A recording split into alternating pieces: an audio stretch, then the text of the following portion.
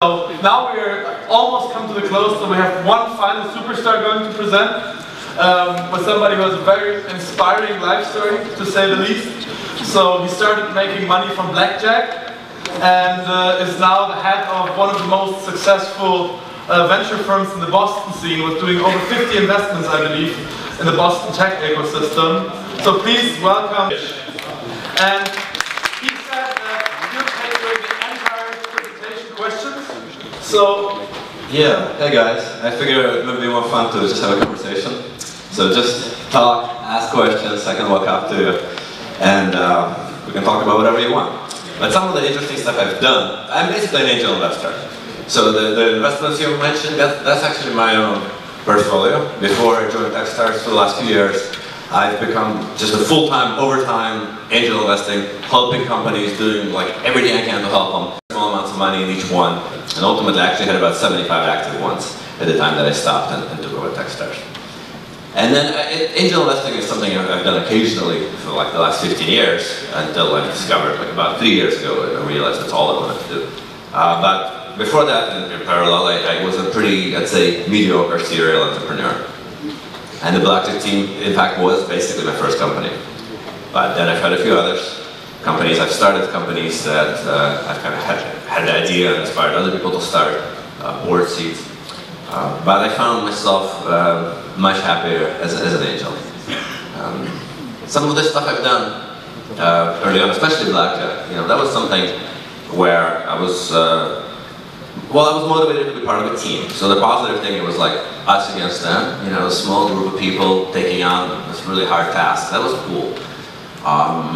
Negative thing is we didn't actually have any customers. We weren't really motivated by wanting to help anyone. So, like today, I would certainly not make an angel investment into a person who's motivated by that. And likewise with Techstars and Accelerator, it's all about, we select based on the team. It's all about the people, 100% people. And people who are driven to just like optimize returns, and not people that other people tend to get behind and want to help. So what do you guys want to chat about? There's a lot of different topics here. Hey, yeah, should I walk up with this? Or? No, it's fine. Okay. Just wanted to ask you, when you hear about angel investors, some businesses get reluctant, like some young startups get reluctant because they feel that angel investors might take over their idea and do something with it. So how do you set expectations for the ones that you mentor? How do you... Well, I haven't come across any company that was reluctant to accept my help as an angel yet. But I guess it depends on the angel. The word just means that you're an individual investor. You have your own resources, and so you can do whatever you want. So it covers a wide range of people motivated by very different things. Not all of whom are entirely angelic. So yes, there's certainly some people whose money you don't want to take, especially on particular kinds of terms that might not be in your interest. But if you can meet someone who is an actual angel, which to me means someone who is not only investing their own money rather than other people's money, but is also doing it largely out of a motivation to help you. I think you probably ought to take it. Even if I don't think you need to find necessarily the kind of person who has a lot of experience in your field or has a lot of specific knowledge to give you specific connections. I think a critical thing is to find someone who actually cares about you, right? People who really care about somebody, they can make themselves useful sooner or later. And then the money can also be useful, regardless, right? So as long as they don't actually want to harm you, you might want to consider taking it as well. But with venture capital, it's more clear. A venture fund typically has to represent the interest of their investors, and you can kind of predict their behavior. But with an angel, it really does depend on the person. Yeah. I just want to talk about crowdfunding, and do you invest through any particular platforms, or do you scout at home behind a computer? How does it work? What do you think of that? Yeah, I like crowdfunding. I have to preface, actually, clarify an important point. I'm not actually making any investments anymore at all, because I've taken over this Techstars program, which is just an all-encompassing full-time job, and then everything I did as an angel, I'm doing through that. So instead of investing like in a company every week now, I look for 10 to 15 companies once every 9 months and put them all together and spend all the time like in a concentrated fashion with all these amazing mentors behind it. So it's a little bit different, but it's the same kind of thing. For me, it's ultimately about just picking some teams and doing everything I can to help them. But I can't in parallel also keep making angel investing. I never have enough energy and time, so I do it through that. But prior, and that's just a kind of a recent development for me. I've been full-time with the program since the beginning of the year, and I only officially took it over just now. As an angel, yeah, I use the angel list a lot. Not so much for the crowdfunding part of it, but just as a database, as a convenient place to see who knows who and who is invested in what. But I think, you know, it's still early, but equity crowdfunding probably has a huge future, no question. There's AngelList syndicates now, there's a whole bunch of startups with WeFunder, there's many of them now. And you know, it's cool. I mean, for product companies, for hardware companies, the Kickstarter, Indiegogo has been an amazing source of revenue. So I think something like that will probably also happen with equity. There was a question back there. Yeah. I wanted to ask how many people came to you with projects that were not related to their own field? Oh yeah, people often come with projects not related to their own field. People often don't have any field, because often the people who come to me are like 19 years old and never had a job. And those are my favorite usually. But you know, for some things you have to have industry experience. See, there's separate things wrapped up in that. The most important thing for me is that a startup is motivated by a desire to help their customers. For that, they have to know who their customers are. So if they're doing some enterprise software for big corporations, for some particular group inside the corporation, like they better have had some experience in those kinds of companies, or they can't possibly even know anything about those people. And they probably can't finance it. If they're doing some consumer social network thing, you know, maybe it doesn't matter, because the people are consumers, and well, everyone connects with multiple consumers. But they have, to me, they have to understand the customer, care about the customer, and be motivated by trying to either solve some problem or maybe just create some joy for somebody.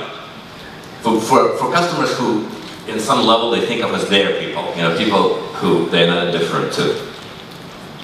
But they don't have to be in that field. But then, of course, another thing that you really need in order to create this solution to solve some pain or create some joy and whatnot is you have to have the ability to build it. So naturally, you need some experience, some ability to physically, you know, implement what it is that you're trying to create, which means you have to have experience in the field of creating the technology, not necessarily the field of the people you sell it to. If that makes sense. Yeah. Thank you. Yeah. Hello. So you're saying you're an angel investor and you're in an accelerator, right? I was curious, whenever you had a chance to meet European accelerators investors, and if you ever, I don't know, had the same impression. For example, I have an impression that there's a difference between European people that are working in this field and those from the United States. And whenever you have an opinion about that, and what would be that? The difference between European accelerators and American accelerators? Yeah, I mean, you can generalize. There's hundreds of accelerators, and you know, they're different. Yeah, a lot of the ones in Europe are funded, they're not-profit or they're government funded. There's some that aren't, right? I have had quite a bit of experience with some European accelerators. I'm an investor still, a limited partner in Startup Bootcamp in Berlin, and I'm a regular mentor at two accelerators in the Ukraine, at East Labs and Happy Farm. And I've visited a bunch of other ones just to speak and to meet with their startups. You know, there's certainly cultural differences, right, between different parts of Europe, and especially between Europe and the United States. I mean, more like in values that you expect or they expect. Are there any differences between these? So For example, you said like you're interested in talented people. Is there the same thing in European accelerators? I don't know, maybe there are people that are looking for more revenue-oriented ideas or startups. So I love revenue. Don't get me wrong. The only thing I care about is the people. When I'm involved in selecting teams for Techstars, which is exactly the same as when I was doing my own angel investing, I only care about people. But a wonderful way to measure the effectiveness of people is how much revenue they generated with the product that they built. I mean, that's like what's probably just about the best way that there is. I don't know. I think different programs have different requirements. Some accelerators actually look for you to be very early and not to have had a lot of traction because their mission is to help very early people, right? I can speak for Techstars, for some of the, maybe I can tell a little bit. Y Combinator is another really top United States program in San Francisco. Techstars has a bunch of them in different cities. Boulder being the original one, Colorado, and Boston being the second, and then there's like about 12 of them altogether. We look for people who are super passionate and who care about their customers and who are able to execute, who are able to move quickly, and who we think would fit into this small group of like 50, 80 people that spends 3 months together all day long, listens to lots of really good mentors, listens to each other, helps each other. So I'm looking for people who would fit into that, and who are very ambitious, of course, because, well, the other people in this group are super ambitious. So that's what we look for. I mean, different accelerators look for different things. And not all accelerators can actually provide value to all companies. So you do have to kind of be very cognizant of what it is that you're getting into. Probably, if you're considering any kind of accelerator program, it's a very good idea to talk to a whole bunch of CEOs and founders of companies that went through it previously. Like I would say, never do any accelerator without doing that, including ours. Just talk to them. Lots of hands, I don't know. How about, let's move this way. Yeah, hi. I have one question. What was your biggest investment in a startup, and what was your average investment? You mean in dollars? Yep. I usually invested 50,000 per startup. So I had everyone's maybe 10 of them or so were 100,000, all the rest were 50, and then some were smaller. When there was regions, I would do half-size investments, but the average was 50. I think the biggest ever was like 150. Okay, so you're using the same strategy as most Silicon Valley investors do, just spread your investment in 5, 10 startups and see what you get. So well, I had over 100. You're not all in, as you were saying. No, I had over 100. Well, it has to do with what you're trying to optimize. Right. You do, I mean, I guess if you're optimizing financial return, you have to diversify. You actually shouldn't diversify that much because you need to focus on the best opportunities. And investors in Silicon Valley professional investors, successful investors will take larger stakes in each company. They'll take, 10, 15% stakes, which means probably larger investments, and depending on the size of their funds, it could be smaller or bigger. But for me, I had a lot because I was actually trying to optimize the help that I could give them. And I couldn't tell ahead of time. Like I discovered, I would try to help each startup I gave money to. And it was very important to me that I could give them more help than the value of the money, if that makes any sense. I didn't want to invest so much that they would look at me as like a bank machine with money in it.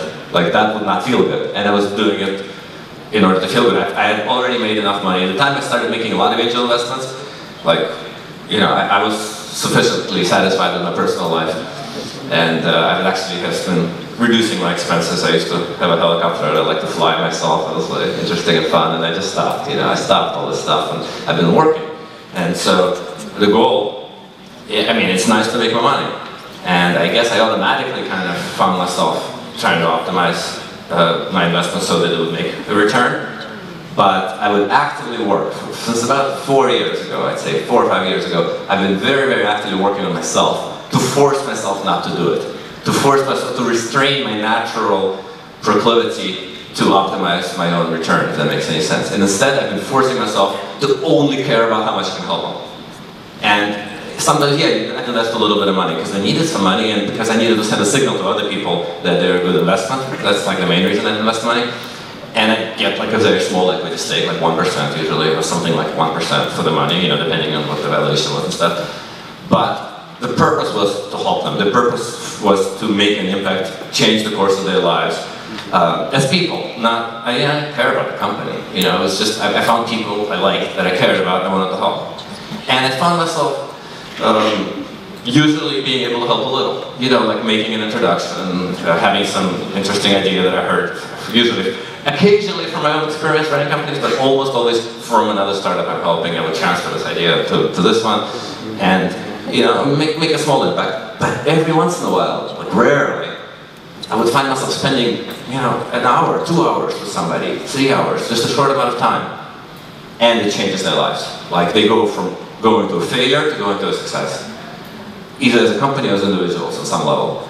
And when that happened, I felt like this amazing addictive rush. It was like heroin, you know. It was really, really good, you know, to feel that useful to, and they know it too. Like they afterwards, they're grateful forever. Like they know you made that difference when it happens. So I started thinking, hey, how can I optimize my time so I can make this big impact more often? And one of the ways I realized that I actually don't know. And so I would make a lot of these investments and spend a little bit of time with everybody kind of looking for that big impact, if that makes sense. So that, I diversified for impact. But now I think with Techstars, I found a way to more predictably make the bigger impact. And the secret to it is that it's not my impact, it's the whole organization, it's 150 great mentors, it's all the other alumni that went through it. In aggregate, the impact is predictably huge, and almost every company that goes through the Techstars program, I kind of want to say every company, feels transformative, substantial advisory impact. Yeah. I want to ask you a question. Which is more attractive for you? Investing in a company that, let's say, over a period of 5 years will generate around 30 to 40 million in revenue, or investing in a company which over 5 years will generate 8 to 9 million, but would have a tremendous effect on humanity? Yeah, I really don't care about the money. I don't know if I've made that clear. I really don't. I mean, I just set it up, so it doesn't matter to me. I have a use for money. I mean, I've covered my personal expenses, and I have set up a foundation. It's called the Troublemaker Award. It's another great subject we can chat about. I give away cash prizes every year to troublemakers, like people who take big risks and trying to make the world a better place. So it's a foundation.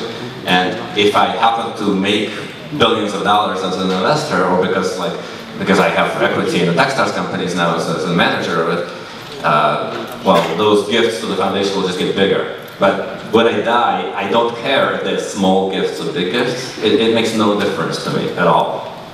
Does that make sense? I don't want to lose money. I would go that far. Like, I don't have enough that I can keep doing it all my life.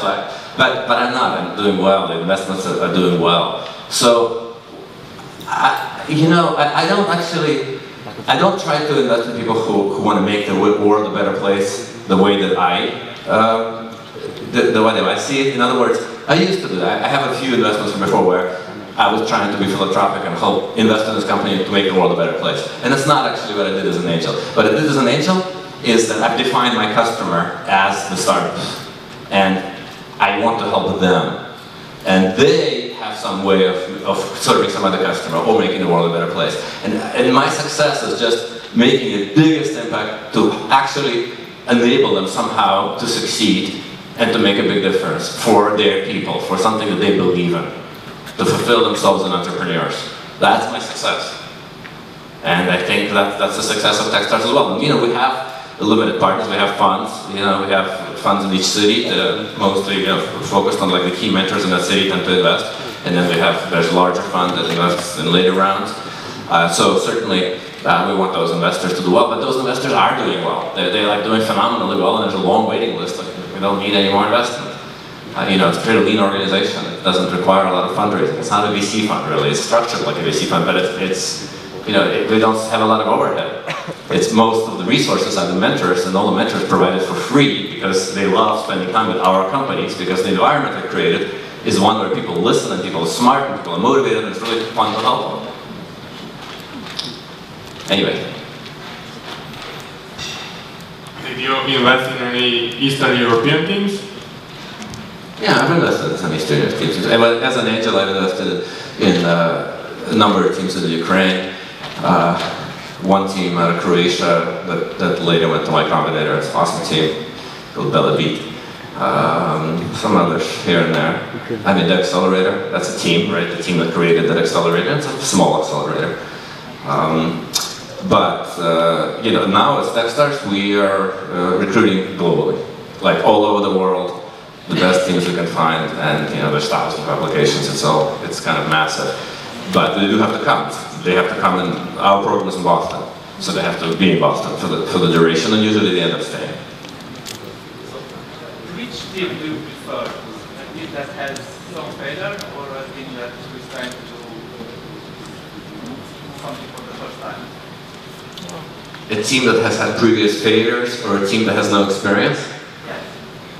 Both are good. I don't have a hard preference. I'm also okay with teams who have previous successes. Either way, you know, and all of that can be okay. It's people. And my ability, and now in this case, Techstars' ability to help and to make them do something impactful and important and meaningful.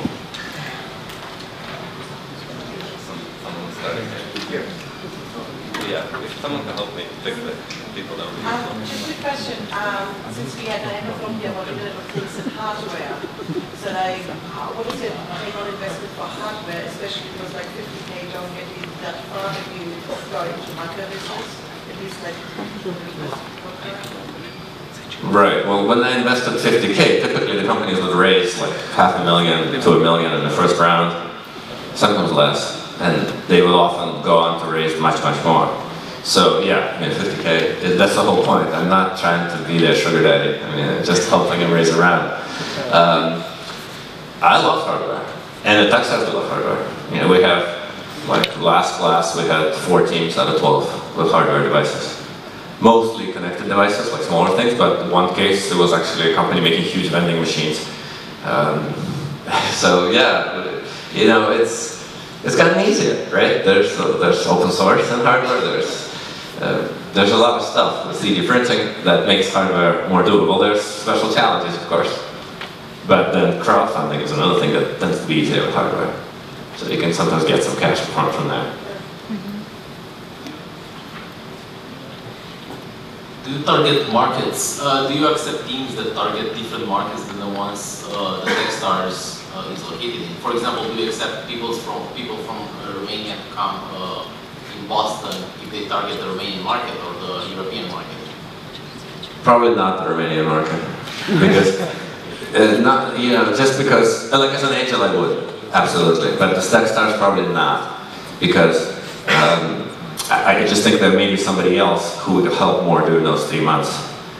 Then I would look at every situation separately, but we haven't generally taken people to target smaller European markets just because we don't have mentors who have any knowledge. Our alumni don't have any knowledge of that market. And so if they're really specific to Romania, we probably can't help them enough to make it worth it. And you know, Techstars does take equity in the companies that we help, and we take 6% of common stock. And so we're not going to even consider a company unless we believe it can double the value. And you know, if you're in the Romanian market and you get some traction, we probably can't double your value. We could probably help you a little, but that's not worth it for you or for us. Tell us a bit of what happens with Techstars Accelerator. Sure. Yeah, it's 3 months, all day long, everyone together in one space. Lots of mentors come in, and they will give people this mentor madness where we overwhelm them with advice. What specific structure? The structure? I've been to Techstars, but I think it's... Oh yeah. Which one to go It through? was Springboard before being acquired. Okay, Springboard London. They had pretty much... John Bradford. Yeah, awesome. Yeah, he's great. Did you like John Bradford? Absolutely. See? Yeah, it's all about the people learning, right? But the kind of value that people get, I think it's incredible. And the question is whether... Do you encourage people to come and be in an accelerator? Because the kind of experience you get from the... Even if the people don't know necessarily a certain market you're targeting, the kind of value that you get, it's probably really great. So that's why I was asking whether you'd be able to just run it through how the accelerator is structured. So you kind of heading back to the question about the markets, the Romanian markets. I mean, I would be open. I would look at any team. If I thought that we could make a tremendous impact, and if I thought that, right, but if there was a team, you know, that could impact us, could help the other startups a lot, we would consider it. But generally, I'd say it's international or American markets for the most part. But yeah, amazing things happen in there, right? It's an environment of extreme trust, and the feedback is very direct. And you know, I'm full-time there. There's a team of people full-time. There's a bunch of Techstars and associates who help each company. And in this trusting environment, direct feedback could make a big impact. Okay, we've almost come to the end, but we'll let Ovidio ask one last question. Yes, one last question. Hi, I'm Ovidio Matan from Today's Software Magazine. So, what is the success rate for Techstars? And if you can give us a great example of the startup that, you know, finished the program. Success rate. Well, yeah, actually Techstars is very transparent. So across all the programs that's online, you can just search for it. They post data, and I think it's something like a remarkable, like 85% of them are still in business a couple of years later. So, which is way higher than almost any VC-funded group. As far as like larger companies, there have been a few that got fairly sizable, like SendGrid is one example. A much more recent company that actually went through a year and a half ago, I think, and it's called DigitalOcean. And they're now taken on Amazon hosted service and growing super fast into the hundreds of millions. So there's been some, there haven't been the huge exits like Airbnb or whatever, it's not an exit either, but they haven't been, I guess, the multi-billion-dollar companies yet, because it's just I think it's just a question of time. But I don't worry too much about that anyway. We just try to help them as much as we can. Okay. Thank you so much. Since you didn't pick me, I'll still ask you one final question with a very quick answer. So you told us all the time that you don't care about money, which always usually rich people say. Yeah. But I still want to ask you one very final question is, did you make more money playing blackjack or as an investor? Oh, I make way more money as an investor. Yeah, I didn't make that much playing blackjack. We made like 5 million over 4 years with like 30 people. Like I made about 1 million maybe personally, something like that, over several years. It was not a lot of money. It seemed like a lot at the time, but I would have made, had I had a mentor who told me the stuff I'm telling to young people now, I would have done phenomenal, way better. Had I actually picked a set of customers I cared about. My thesis, I was at MIT in graduate school, I created the very first payment protocol for transfer money on the internet. And that's what I abandoned in order to play blackjack, before the web came out. I mean, it didn't optimize my financial success. It's short-term optimization. It's like the previous speaker, I wanted to ask a question. You know, they A/B test everything and they optimize the website to convert, right? And that's cool, it works really well, but you end up finding local maximi. And you find a little hill, and you sit like a king on your little hill, right? But the problem is, unless you can do a visionary, like really understanding your customer and make those big decisions, unless you have a Steve Jobs in there somewhere, you're not going to disrupt everything and try something so far out that it'll give you a higher maximum. That's great. It's the passion that leads to the big successes. So if anybody wants to learn how to be unsuccessful and still make $1 million, they can come and talk to you. Yeah, I can help with that. Okay, thank you so much.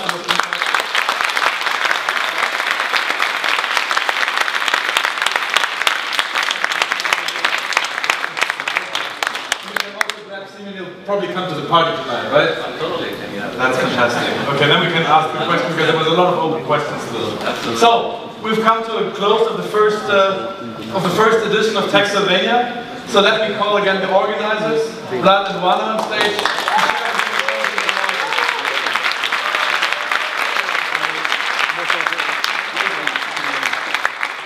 First of all, I'd like to thank my good friend Philip for hosting this event. It was really great. Thank you.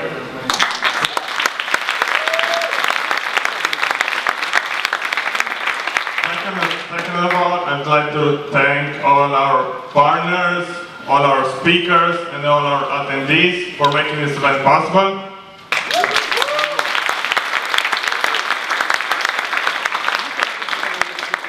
I'd like to also remind you that tonight we're having the official after party in my way.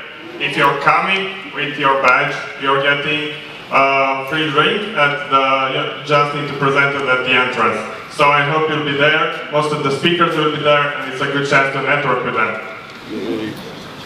Okay, I would like to ask you to fill out the feedback forms that you have in your bags. It would really be helpful for us in order to better organize the next Techsylvania if you want other great speakers to be here, just like the ones today. The most important part, I'd like to thank our team, so please come up on stage. Christine,